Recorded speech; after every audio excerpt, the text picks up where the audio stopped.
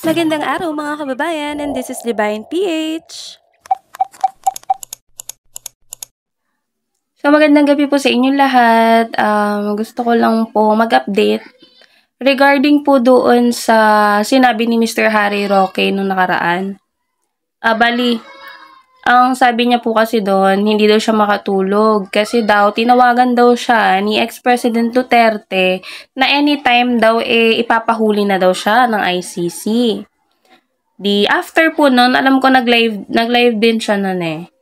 Tapos, si Mr. Sal naman, naglabas din siya ng statement. Kasi nga, nalaman niya yun, na tumawag daw si ex-president kay Harry Roque. Kaya itong si Mr. Sal, tumawag kay Mr. Duterte. So, ang sabi ni Mr. Duterte, wala daw siyang tinatawagan. I mean, walang conversation na nangyari. Ganon, hindi ko alam kung sino yung nagsasabi sa kanila ng totoo Pero, sa nangyayari kasi ngayon, alam niyo yun na puro paninira na lang, puro kung ano-ano na lang yung nilalabas nila para ma-divert yung issue ngayon sa ibang issue. Kumbaga, kasi ang pulutan ngayon is yung statement ni ex-president about sa yung Mindanao nga gusto niyang ihiwalay sa Luzon at Visayas, which is marami po ang tutol. Isa na po doon ang Bangsamoro government. So, isa na sila sa mga tumututol na hindi sila sang-ayon sa panukala ni ex-president Duterte dahil buo ang suporta nila sa pamahalaan. So, ayan po, hindi sila natatapos sa pagpapakalat nila ng maling impormasyon na kesyo huhulihin na daw siya ng ICC, papapasukin ng ICC. Kasi nungalingan po yan. Kasi nung unang-unang umupo pa lang si President Bongbong Marcos, hanggang ngayon, sinabi niya po na hindi makakapasok ang ICC dito sa ating bansa. So, naglabas din po ng statement si Sec Boying Remulla. So, i-flash ko po sa screen yung statement niya.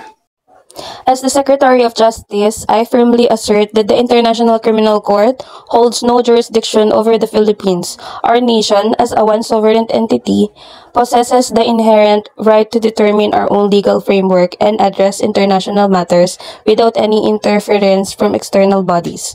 The country's withdrawal from the ICC clearly showcases our unwavering commitment to upholding national sovereignty and preserving the integrity of our justice system.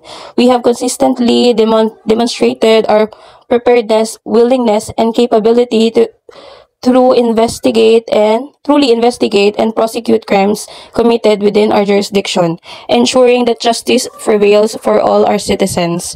I would like to emphasize that any presence of international bodies within the Philippines must adhere to our Constitution and relevant laws.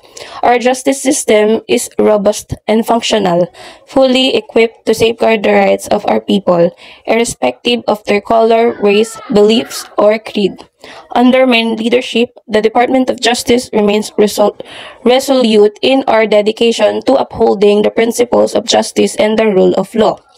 The welfare and protection of every Filipino citizen lie at the core of our mission, and we will relentlessly defend their rights regardless of beliefs or creed. Our system has proven its efficacy, and we will never forsake the victims.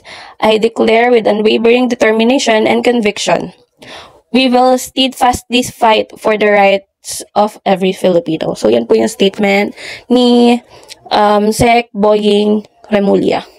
So, ayan, siguro naman malinaw po sa inyong lahat na malabo at hindi po papapasukin ng gobyerno ng pamahalaan po natin ng ICC. So, sa mga nagpipilit po dyan na sinasabi na kesyo trinidor daw, kesyo wala daw utang na loob, ano pinagsasabi nyo? Si BBBM wala pa yung issue na yan, nagsabi na siya na hindi pwede at hindi welcome ang ICC sa Pilipinas. Maliban na lang kung mamamasyal sila, magta-travel sila, welcome sila. Pero yung pakikialaman nila, yung jurisdiction dito sa Pilipinas, yung batas natin, yun yung hindi pwede. So, yun lamang po. Magandang gabi at maraming salamat po sa inyo lahat.